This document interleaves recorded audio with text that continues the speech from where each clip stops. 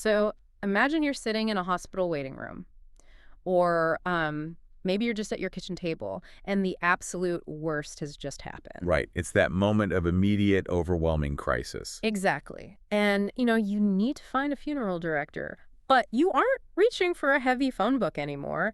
And you certainly aren't going to sit there for an hour meticulously browsing through, like, 10 different websites. No, of course not. You just don't have the bandwidth for that. Right. You pull out your phone, you type funeral home near me into Google, and you look at those top 3 results that instantly pop up on the map. The map pack. The map pack, yes. And today in our deep dive, we are looking at this highly detailed optimization guide from Independent Funeral Marketing, or IFM. And it essentially proves that if your funeral home isn't in those top 3 spots, in that map pack, you basically might as well not exist to that family. Yeah, that is the harsh reality of local search today. I mean, Yeah. people in that situation are navigating a very immediate, high-stress search. Mm. They're looking for proximity, obviously, because they want someone local. But more fundamentally, they are looking for immediate trust. And the craziest part that we're going to uncover today is that the funeral homes winning those top spots, they usually aren't outspending you on marketing. No, usually they aren't. They're simply out-systematizing you. So how does Google actually measure that trust? Well, Google's local ranking algorithm is designed around 3 core pillars. So you have relevance, distance, and prominence. Okay, relevance, distance, prominence. Right. Now, distance is fixed. Your funeral home is physically located exactly where it is. You can't change that. I mean, unless you're physically moving the building. Exactly. But relevance and prominence, those are entirely within your control. I mean, Google needs concrete proof that you're a real operating business. Yeah. It needs to know that you provide the precise services someone is searching for and that you're an established, recognized entity within your local community. So our mission today is to break down exactly how you prove that to Google. We're going to go field by field through this IFM guide because it is, frankly, a complete step-by-step checklist for optimizing a Google business profile specifically for funeral directors. It's very thorough. It really is. We're going to look at the hidden traps that suppress your visibility and the exact weekly habits you need to beat out those massive corporate competitors. Yeah, those habits are crucial. So, step 1, the absolute foundation of all of this, claiming and verifying the profile. Right. You search for your business on Google Maps, you click claim this business, and then Google makes you prove you actually own it, which is usually they mail a physical postcard to your door with a pin code, right? Right. Or sometimes they do a video verification. Yeah, that physical verification is really Google's first line of defense against spam. Yeah. But the guide points out a major trap here that catches a lot of independent directors right at this stage. Oh, the duplicate profiles thing. Yes. You absolutely must actively hunt for and remove duplicate listings. Wait, how do you even get a duplicate listing if you only have one physical building? Well, it happens more than you'd think. Maybe a former employee set one up years ago and forgot the password. Or an automated bot created a second profile by accident.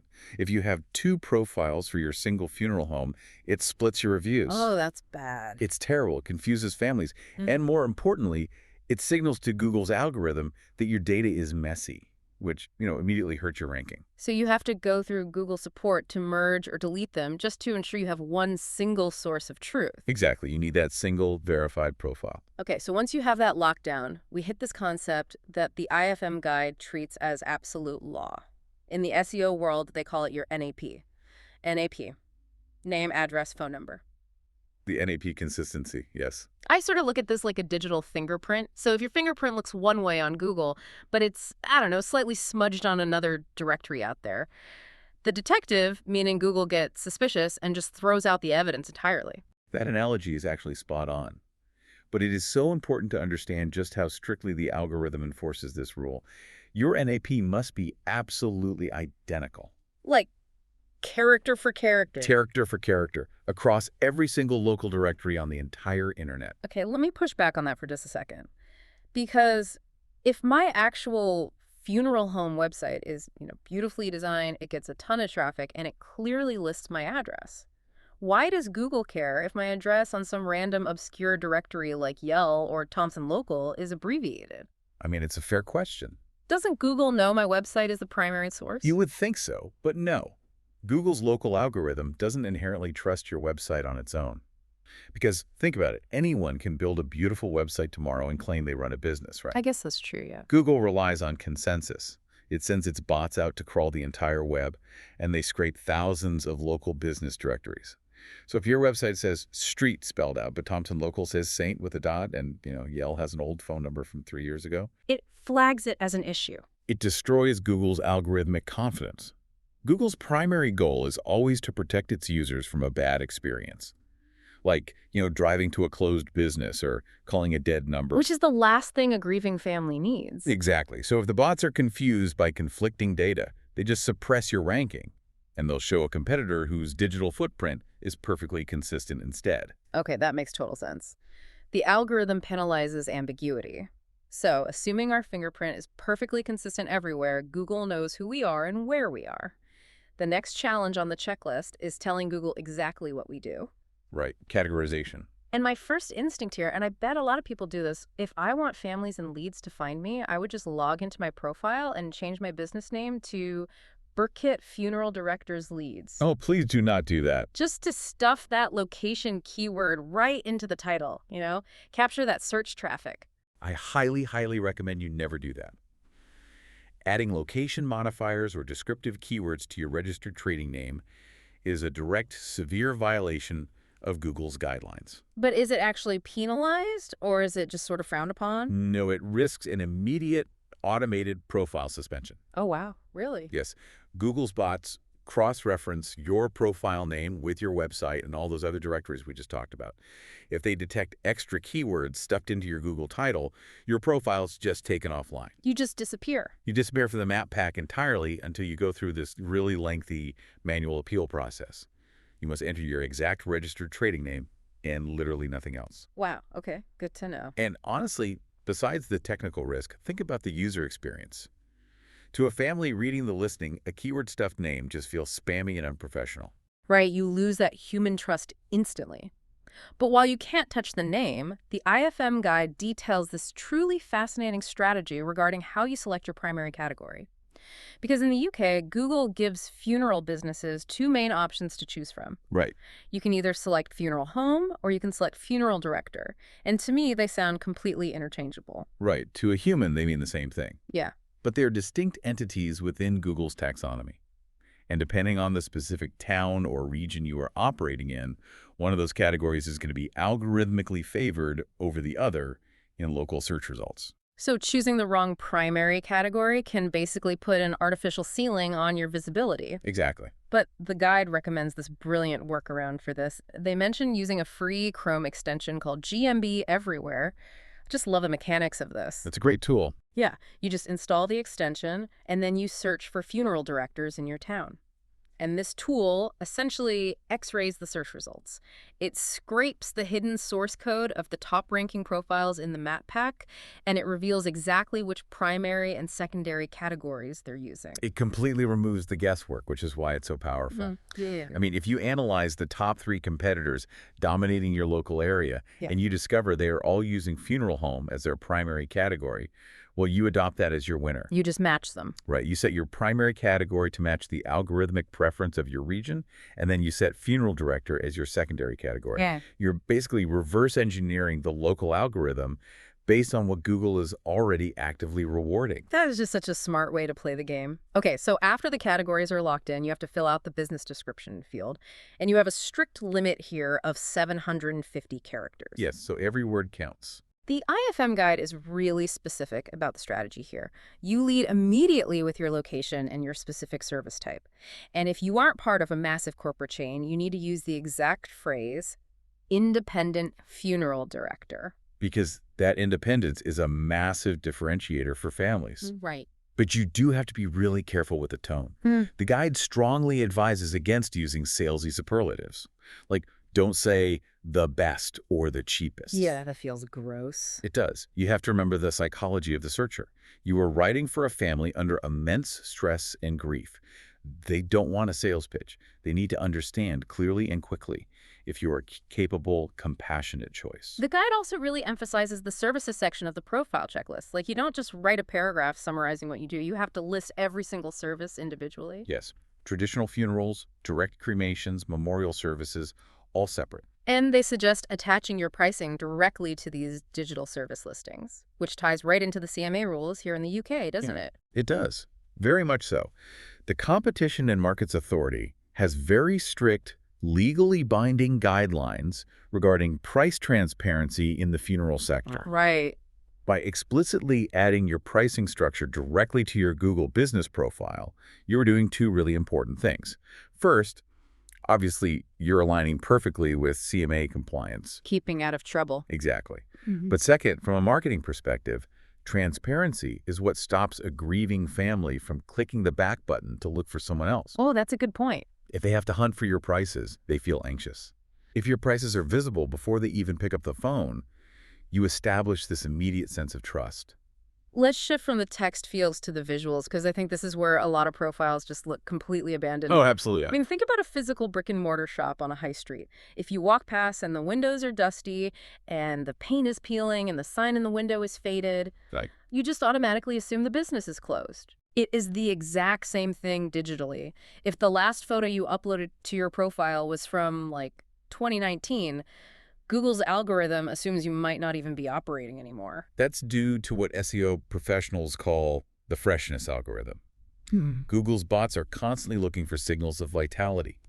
A stagnant profile is viewed as a risk to the user. So how do we feed that algorithm? Well, the IFM guide provides a very specific visual checklist to combat this. You need a minimum of 10 high-quality photos. And critically, it shouldn't just be 10 slightly different angles of your hearses, you know? Oh, right, which I imagine is what everyone defaults to, just a bunch of car photos. Exactly. It happens all the time. Mhm. But you actually need the exterior of the building, the reception area, the team members, and the arrangement room. The arrangement room photo is specifically highlighted as crucial in the guide. Why does the algorithm and the family, I guess, care so much about the interior of that specific room? Because of the psychological barrier it lowers.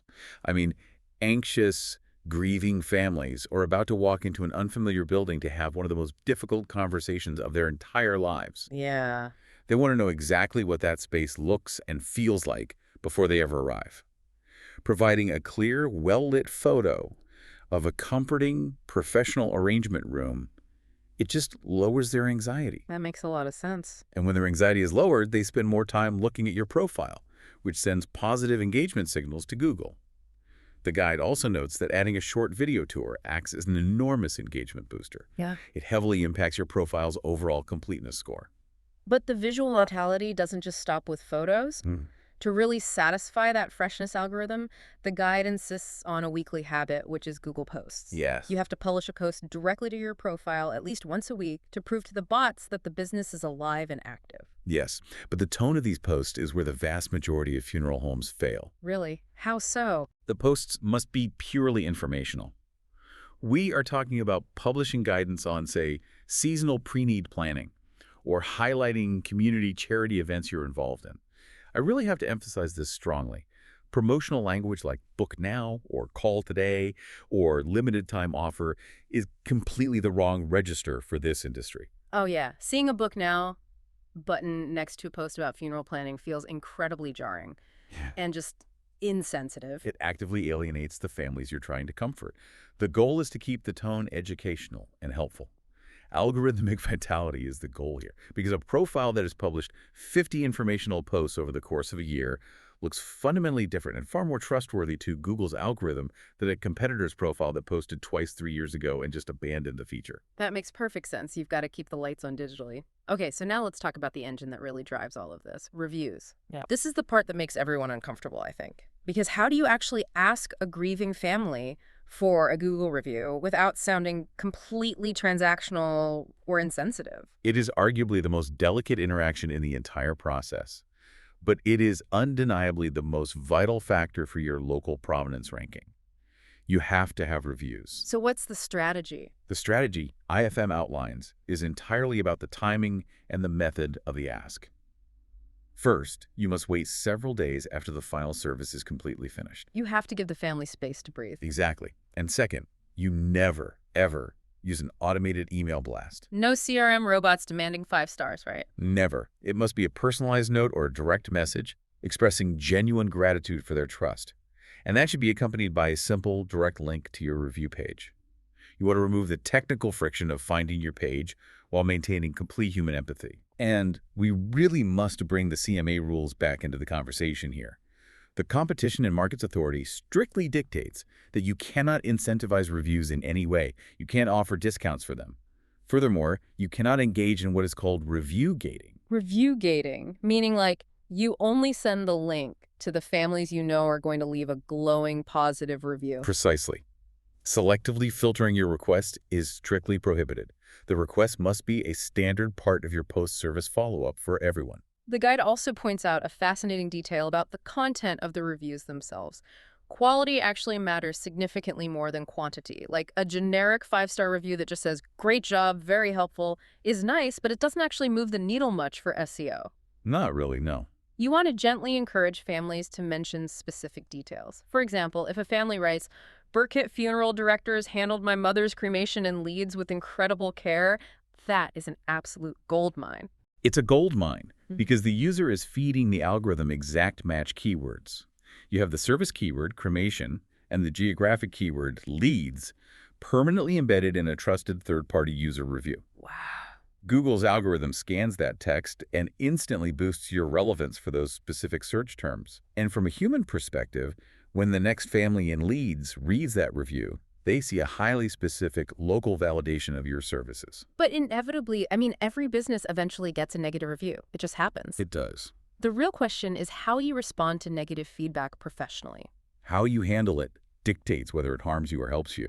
A thoughtful, highly professional, caring response to a negative review, and this needs to be executed within 24 to 48 hours, that often builds more trust with future readers than a wall of 55-star reviews that have 0 replies from the owner. Because it proves you're actively engaged and you actually take accountability when a family is hurting. Exactly. You have to remember that when you reply to a review, you're not really replying to the person who wrote it. You are writing that response for the benefit of the next 100 families who will read your profile to see how you handle conflict and stress. Oh, that's such a good way to look at it. Yeah. Unanswered reviews, whether positive or negative, they just signal a disengaged business. Okay, so assuming we are building this perfect profile, we have the checklist done, the categories, the weekly posts, the carefully managed reviews. There is a silent killer out there that can destroy all of this hard work in an instant. The edits. Yes. I read this part of the guide, and it genuinely blew my mind. I look at this feature like, it's like letting a random stranger walk off the street, walk into your actual physical office, pick up a pen, and just rewrite your company letterhead. Google has this feature called suggested edits. I know, it sounds completely insane until you understand why Google leaves the front door unlocked like that. Why do they? Well, Google relies heavily on crowdsourced data to keep its maps accurate on a global scale. They essentially use a Wikipedia-style consensus model. So if a local user walks past a restaurant, sees it has closed down, and suggests an edit to mark it permanently closed, Google wants to accept that data quickly. Okay, but the problem is, this crowdsourcing applies to every business, including funeral homes. Right. Google allows anyone, competitors, random users, and even its own automated bots to suggest changes to your profile. But why would an automated bot suggest a change? Well, if Google's bot scrapes a directory somewhere that has an old phone number for you, it might assume its current map pack data is wrong, so it will automatically suggest an edit to fix your profile. Oh, wow. And if you are not logging into your business profile manager at least once a month to actively review and reject these incorrect suggestions, Google's system will eventually just assume the crowd is right and silently overwrite your correct data. The guide literally says they have seen funeral homes lose their correct phone number for weeks because of an unmonitored bot edit. Easily. It happens all the time. And one unchecked edit corrupts your NAP consistency, and suddenly you are plummeting out of the map pack rankings, and you have absolutely no idea why your phone stopped ringing. So the maintenance routine is really non-negotiable. It's not just a one-time setup checklist. Let's recap what this ongoing habit actually looks like. Sure. You have to log in to monitor for and reject bad edits. You have to update your holiday hours instantly. Like if there is a bank holiday, your profile must reflect whether you're open or closed. You need to upload new photos monthly to feed the freshness algorithm. You have to publish your weekly informational post. And you must respond to all reviews, positive and negative, within 48 hours. Right. When you list it out like that, it sounds like a lot of work. But realistically, once you build the system, it's what, maybe 30 minutes a week? Yeah, it's entirely about consistency. It's not a massive time sink if you're organized. The IFM guide explicitly states that consistent, low-level maintenance over a period of 6 to 12 months is one of the most predictable drivers of success in local SEO. The businesses that maintain these habits always, eventually, win the map pack. Let's zoom out for a second. Let's say my profile is completely perfect. I'm doing the 30 minutes of maintenance. I'm getting great descriptive reviews. I've locked out the bad automated edits. How does Google know I am a truly respected, authoritative pillar of my local community and not just some guy who happens to be really, really good at filling out Google's web forms? Right. How do you prove real-world authority? Exactly. And how do we build that unshakable authority? Well, this is where the strategy moves beyond the Google business profile itself. Because your profile does not exist in a vacuum. It is deeply tethered to your actual website. Google uses your website as the primary corroborating source of truth. Its bots crawl your site to verify that the name, address, and phone number perfectly match the profile. But they are looking for a very specific technical signal when they do this. Yeah, the guide mentioned something called local business schema and JSON LD format, which, I'm not going to lie, sounds incredibly technical and intimidating. It sounds intimidating, definitely. But the concept is actually pretty straightforward. Think of JSON LD like the standardized nutritional label on the back of a box of cereal. Okay, I like that. A human looks at the colorful front of the box and sees the words funeral home. But Google's bots, they don't care about your beautiful web design or the pictures on the front of the box.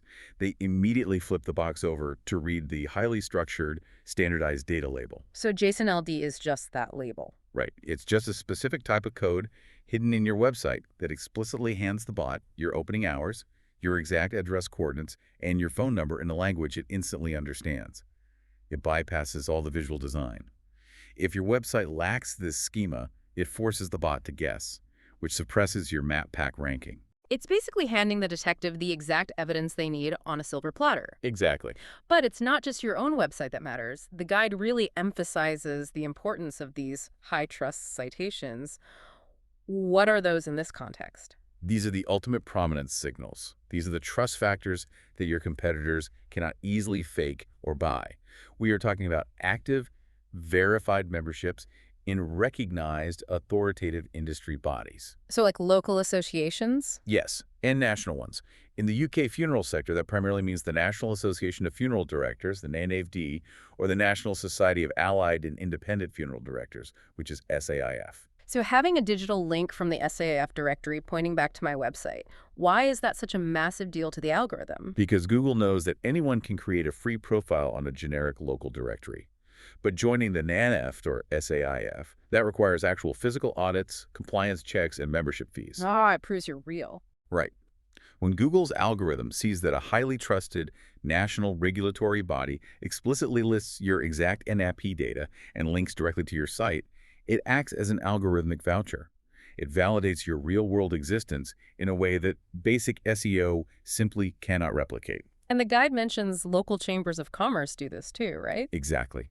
Joining your local chamber of commerce and getting listed in their directory achieves the exact same thing on a hyperlocal level. These local association and chamber memberships boost your online authority tremendously. It's the ultimate proof point. So to bring this all together, if a funeral director listens to this deep dive, executes this checklist, locks down their NAP consistency, builds their reviews ethically according to CMA rules, posts weekly, and secures those high trust links from SAI or the local chamber, what is the actual payoff here? And ROI. Right. The IFM guide gives a pretty specific ROI timeline for this work. They state that if you execute these systems, you will typically see meaningful map pack improvements within 60 to 90 days. Yes. 60 to 90 days of consistent weekly effort. Now, if your profile was heavily penalized or, neglected for years, it might take a little longer to dig out of the hole. But the timeline is incredibly predictable if the foundational work is done correctly. It all comes back to that family in the waiting room we talked about at the very beginning. You are doing all of this highly technical work, the JSON LD schema, the category research, the weekly photo updates for one single reason: to ensure you are visible the exact moment they need you. That's the entire goal. But as we wrap up, There is a fascinating, almost hidden thread running through this entire IFM guide about just how dominant the Google business profile has actually become. Yes, and this leaves us with a very provocative thought regarding the future of digital marketing in this sector. I mean, think about what we've mapped out today. Mm-hmm. Your Google business profile is completely taking over the local search results. It really is. It's answering families' common questions through your weekly Google posts. It's showing them your exact, transparent pricing in the services section. It's giving them a video tour of your arrangement rooms and letting them read dozens of verified local reviews. Your profile is essentially becoming your new homepage. Yeah, a family might get everything they need and make the phone call without ever once clicking the link to visit your actual website. Precisely. So what does that mean for the future of your actual website? Will your beautifully designed website eventually just become a hidden technical database of JSON LD schema and ANIA data meant almost entirely for Google's bots to crawl? While the greeting families exclusively interact with your Google business profile. Exactly. Wow, it's like the website is just the engine room keeping the power on, and the Google profile is the actual storefront where the families walk in. That is a massive shift in how we need to think about allocating time and resources. Definitely something to mull over as you optimize your digital footprint. Thanks for joining us, and we'll see you on the next deep dive.